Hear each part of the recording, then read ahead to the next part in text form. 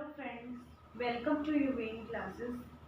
As you know, हम हमारी library cataloguing की जो हमारा सब्जेक्ट है उसके ऊपर हम बात कर रहे थे। क्लियर। अब जो ये जो लाइब्रेरियन का जो पोर्शन है, जो पेपर सेकंड का जो पोर्शन है हमारा, वो ऑलमोस्ट कंप्लीट होने ही वाला है। कुछ टॉपिक्स ही उसमें बचे हैं। इसके बाद हम जो हमारा पेपर फर्स्ट है उसके ऊपर चर्चा करना शुरू करेंगे। ठीक है। कल वाली क्लास के अंदर हमने लाइब्रेरी कैटलॉगिंग के अंदर फिजिकल फॉर्म्स ऑफ कैटलॉगिंग को पढ़ लिया था। Clear. Physical forms of catalogue, क्या बाह्य स्वरूप किसका? कैटलॉग का। कि हमें सूचीकरण करने के लिए कौन से बाह्य स्वरूपों की ज़रूरत पड़ती है, मतलब हमें एंट्री किस पर करनी है, ये हमने देख लिया था। आज जो हम देखने जा रहे हैं वो है inner forms of catalogue. Inner forms मतलब आंतरिक स्वरूप किसका? सूचीकरण का आंतरिक स्वरूप देखना है कि हमें अब एंट्री किस प्रकार करनी है। ठीक है। एक लाइब्रेरी है, उसको डिसाइड करना है पहले कि हमें कौन सी फिजिकल फॉर्म्स यूज करनी पड़ेगी अपनी लाइब्रेरी कैटलॉगिंग के लिए, प्लस फिजिकल के बाद उनको इनर फॉर्म का यूज करना पड़ेगा कि हमें कौन सी इनर फॉर्म हमारी लाइब्रेरी के लिए सूटेबल रहेगी। तो इस तरह से पहले हम उसको रिकॉल कर लेते हैं फिजिकल फॉर्म्स को, जो हमने पढ़ी थी 5 तरह की थी। ठीक है, 5 तरह की हमने पढ़ी थी, जिसमें थी पहली पत्रक सूची, card catalogue. Second book catalogue, पुस्तक सूची। थर्ड हमने पढ़ी थी गार्ड पुस्तक सूची, गार्ड बुक कैटलॉग। फोर्थ हमने शीफ फॉर्म को पढ़ा था, शीफ फॉर्म या लूज शीफ फॉर्म। और फिफ्थ नंबर पे हमने पढ़ा था Marco machine readable catalogue. Clear. Machine readable catalogue, ये हमने 5 तरह की फिजिकल फॉर्म्स ऑफ कैटलॉगिंग को पढ़ लिया था। आज हमने जो पढ़नी है वो है इनर फॉर्म्स ऑफ कैटलॉगिंग। ये है टोटल 3। फिजिकल थी 5 और इनर है टोटल 3। तो हमें कुल कितनी याद रखनी है? फॉर्म्स कितनी है? 8 है, जिसमें से 5 जो है फिजिकल फॉर्म्स है और जो 3 है वो कौन सी है? Inner forms. देखते हैं ये कौन कौन सी हैं इनर फॉर्म्स के अंदर। पहली है हमारी alphabetical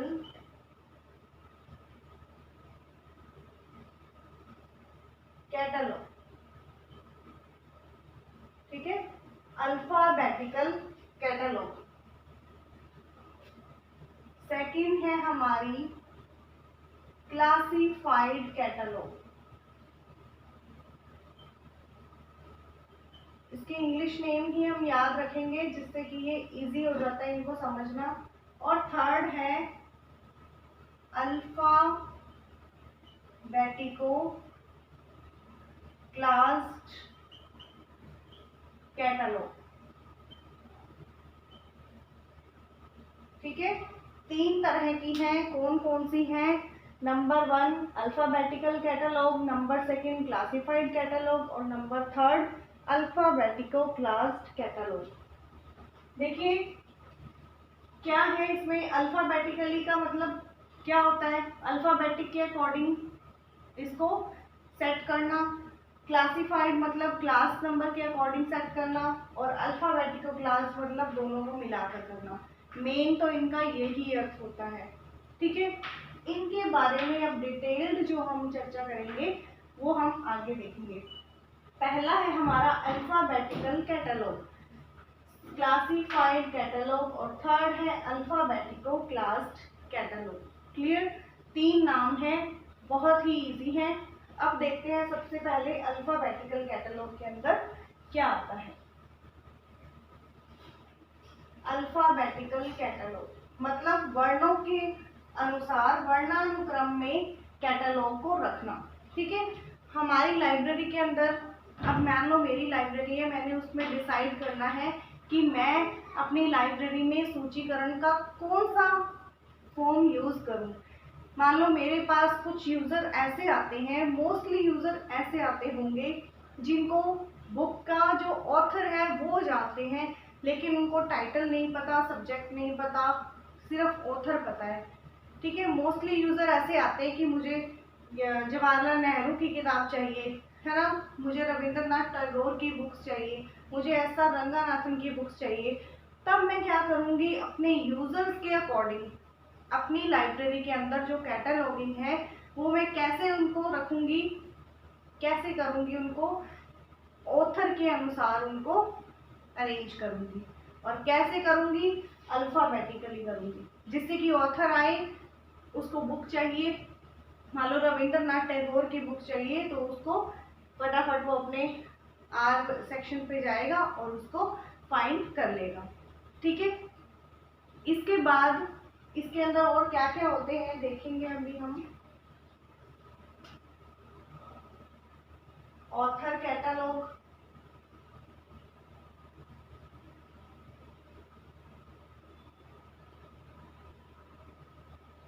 name catalogue,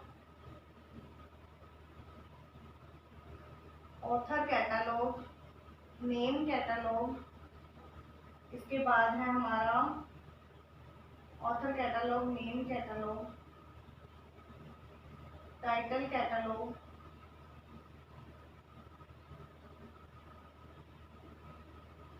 title catalogue, fourth है हमारा सब्जेक्ट कैटलॉग,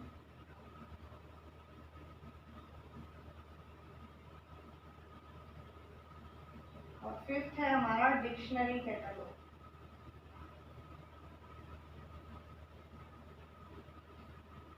ठीक है, हमने अल्फाबेटिकली तो अरेंज करना है, लेकिन किस तरीके से अरेंज करना है वो अभी हम देखते हैं। अल्फाबेटिकली किनको अरेंज करना है हमने, ऑथर के नाम से, name catalogue, title catalogue, subject catalogue और डिक्शनरी कैटलॉग।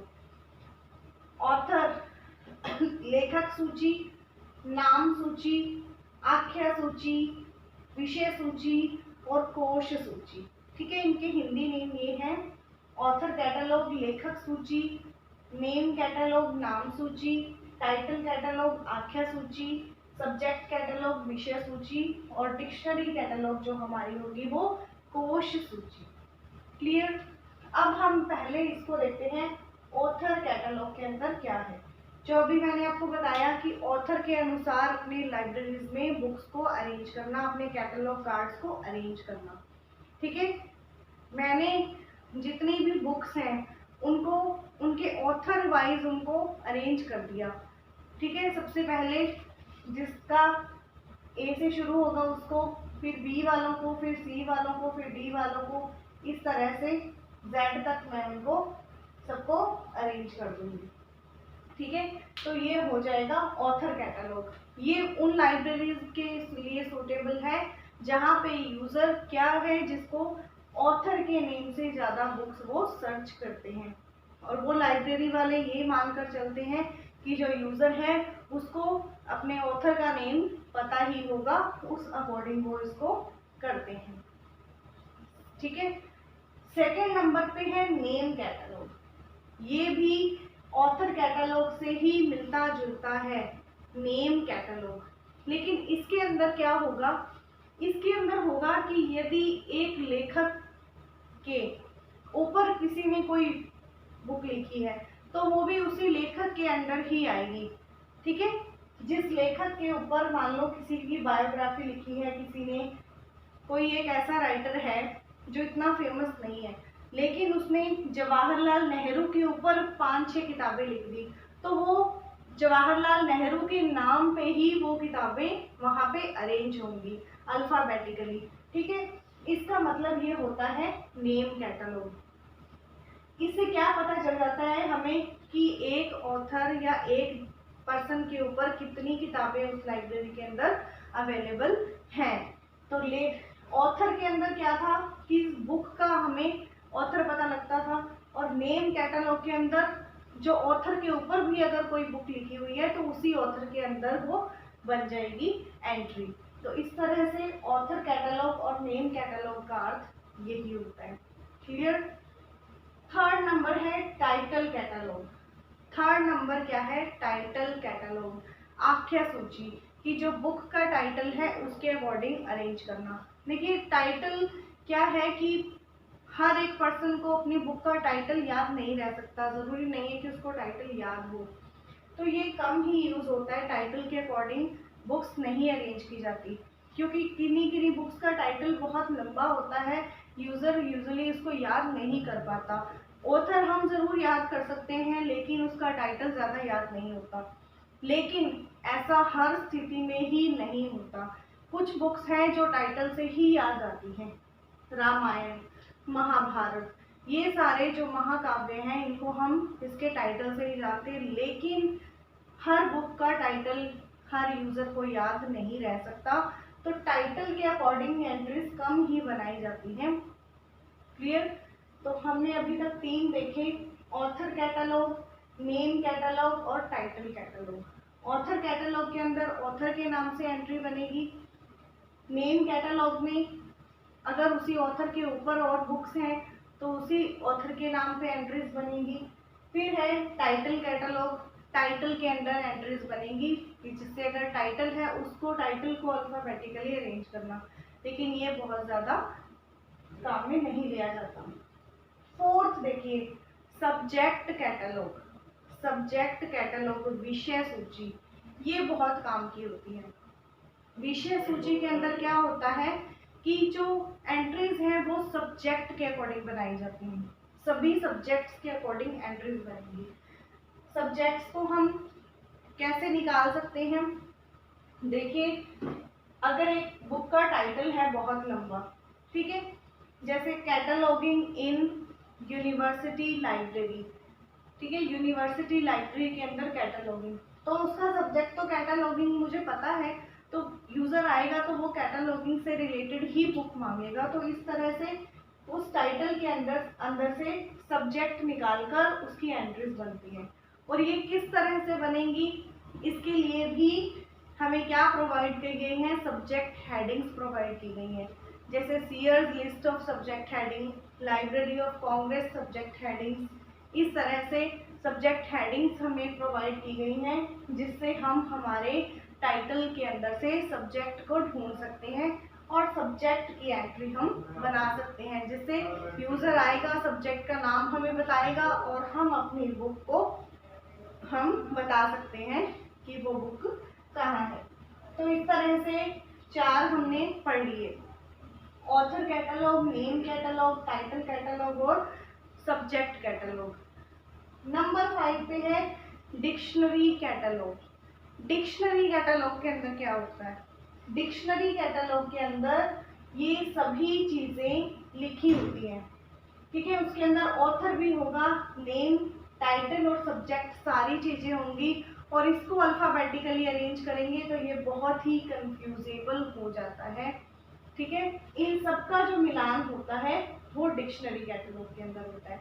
तो मेनली हमें कुछ चीज़ें ही इसके अंदर याद रखनी है, बहुत ही इजी है, कुछ ज़्यादा इसमें टफ नहीं है। ऑथर कैटलॉग, ऑथर के अंदर एंट्री बनेगी। नेम कैटलॉग होती ये भी ऑथर की तरह ही है, लेकिन ये होती है कि उस ऑथर के ऊपर कितनी बुक्स हैं वो उसकी अवेलेबिलिटी करवाना। टाइटल कैटलॉग मतलब टाइटल के अंदर एंट्री बननी। सब्जेक्ट मतलब उस टाइटल के अंदर से सब्जेक्ट निकाल लेना। और डिक्शनरी कैटलॉग जो होगा वो इन सभी का मिश्रण होगा, उसमें ये सभी चीज़ें ऐड होंगी। Clear?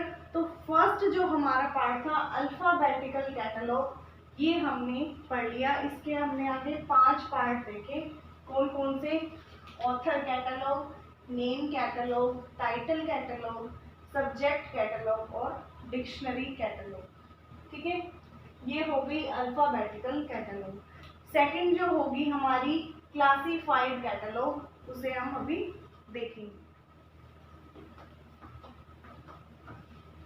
Classified catalogue, classified catalogue के अंदर क्या होगा? एंट्रीज किसके अंदर बनेंगी? अकॉर्डिंग टू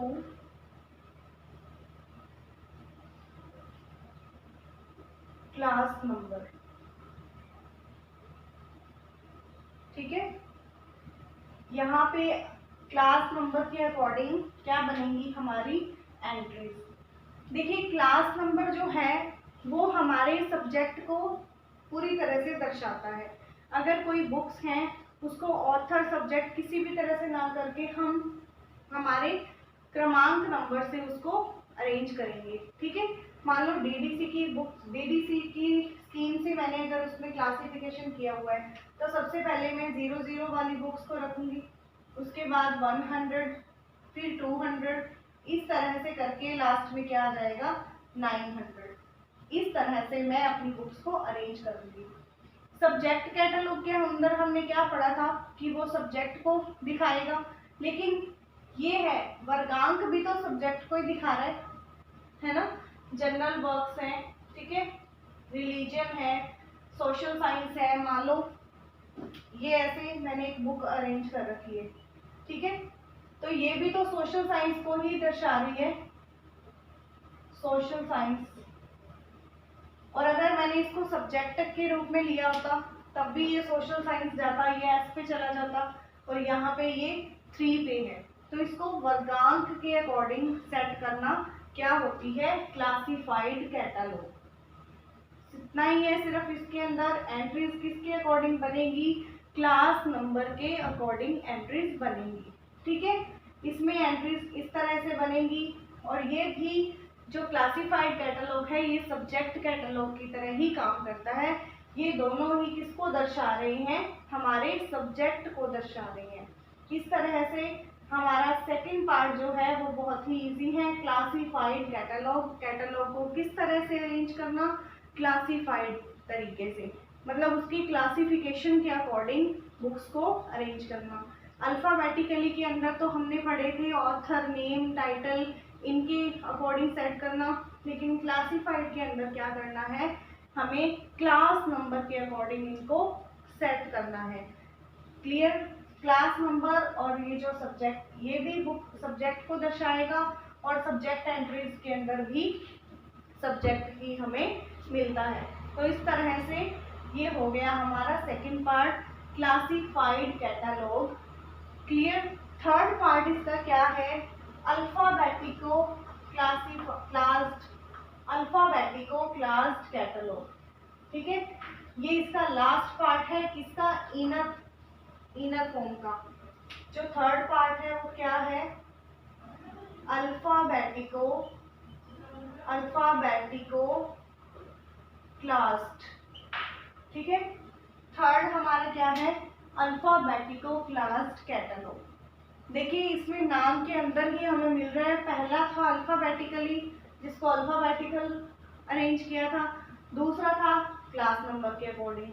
अब इसमें दोनों है, इसका मतलब इसमें दोनों को मिलाकर ही ऐड करना है, दोनों को एक साथ। मतलब जो 300 है और सोशल साइंस है, मतलब हम उसके अंदर क्या करेंगे, हम उसके अंदर क्लास नंबर भी लिखेंगे, ठीक है, हम उसके अंदर सब्जेक्ट भी लिखेंगे। क्लियर, दोनों चीजें आ जाएंगी। दोनों चीजों को एक साथ अरेंज करना ही क्या कहलाता है, अल्फाबेटिको क्लास्ड कैटलॉग। इन दोनों को, ये दोनों एक दूसरे का संकर रूप है। ठीक है, क्लियर। तो इस तरह से हमने इनर फॉर्म्स को पढ़ लिया। क्या थी, 3 थी, बहुत ही इजी थी। नेक्स्ट जो हमारी है उसमें क्या, हमें डिक्शनरी कैटलॉग और सब्जेक्ट कैटलॉग के अंदर हमें क्या करना है, डिफरेंस बताना है, वो हम बाद में देखेंगे। ये है हमारी 3 इनर फॉर्म्स जो हमने कंप्लीट कर ली। कल हमने फिजिकल फॉर्म्स पढ़ ली थी और आज हमने इनर फॉर्म्स को कंप्लीट कर लिया। नेक्स्ट टॉपिक को हम नेक्स्ट वीडियो में देखेंगे। तब तक के लिए थैंक्स एंड गुड बाय।